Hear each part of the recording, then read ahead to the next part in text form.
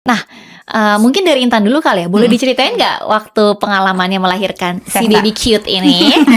Ya, itu gimana ceritanya bisa sampai, sesar by indikasi supaya mungkin ibu-ibu tahu juga ya alasan-alasannya, Mhm. dan iya boleh diceritain dulu nggak nih biar Iya. kita tahu? Jadi kalau ya kemarin qadarullah kan memang harus sesar ya gitu, kayak 3 uroginekologi tuh nggak membolehkan aku nih buat pervaginam. Jadi kayak kalau cuma 1 mungkin aku akan ya udah nggak apa-apa deh kita coba bandel gitu kan. Berusaha kayak kita coba lagi pervaginam, tapi udah 3 nanti kayak ya kita lebih percaya sama yang profesional yang punya ilmunya lebih tinggi gitu. Dan ya udah aku menerima itu, berdamai dengan itu walaupun memang yang di awal-awal kayak masih pengen sih nyoba gitu kan, tapi dengan proses healing ketemu juga sama Kamila kita di awal cerita-cerita soal proses metode persalinan ini gitu. Akhirnya ya berdamai dan ya jadi belajar nih cari tahu sesar tuh sebenarnya persiapannya apa sih, sebenarnya tuh di hari H tuh seperti apa, recovery di awal-awal tuh kayak apa sih gitu. Jadi walaupun sesar kadang-kadang kan kayak orang tuh mikirnya udahlah sesar ya udah ntar juga tinggal ke rumah sakit bawa koper di meja operasi udah pulang nggak perlu ngapa-ngapain, padahal tuh enggak gitu. Kayak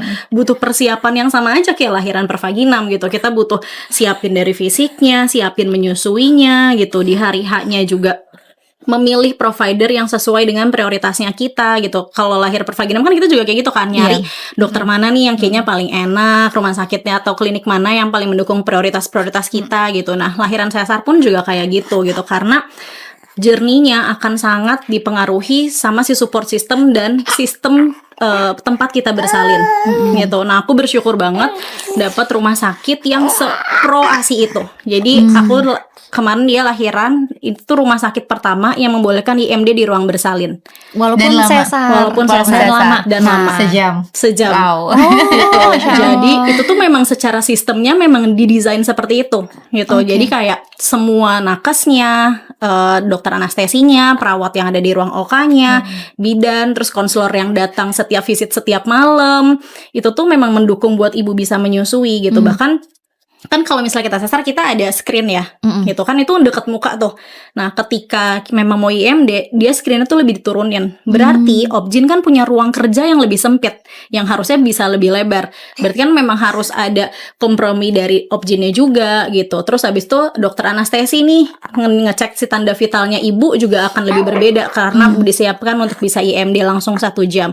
Terus dokter anaknya juga kayak abis bayi lahir kan memang biasanya dicek-cek dulu kan tanda-tanda vitalnya, habis itu balikin ke ibunya. Jadi kemarin udah dipersiapkan tuh kalau dibilang ruang operasi dingin, obgyn aku tuh bilang, iya suka pada bilang tuh ruang operasi dingin, padahal ya kata si obgyn aku tuh badan ibu tuh termoregulator gitu. Jadi kalau misalnya bayinya kedinginan, badannya ibu ngangetin. Kalau misalnya badan bayinya kepanasan, ya ibu suhunya akan menetralkan juga. Dan ternyata itu kemarin works juga di aku. Aku tuh beberapa kali memang masuk ruang operasi kan, dan biasanya aku selalu kedinginan di ruang operasi.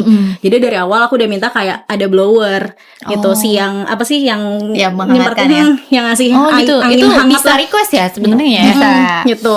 Jadi udah dikasih tuh di awal. Terus dia IMD kan. Jadi selama abis dicek sama dokter anak, kondisinya semuanya baik, langsung IMD nih. Nah, sambil IMD itu ya dokter sambil benerin jahitan, beresin segala macam. Ada 1 orang nakes gitu ya dari Perina yang ngejagain aku. Jadi dia ngejagain si bayinya karena kan misalnya tiba-tiba ibunya jadi emang by system kan gitu, kayak 1 orang nih di-assign untuk nemenin ibunya gitu, kayak Bu kalau ada apa-apa bilang ya gitu, kayak sus agak mual nih dikit, terus kayak langsung dikasih obat anti mual. Terus kayak misalnya dia ngeliat pala bayinya kayak agak ketutupan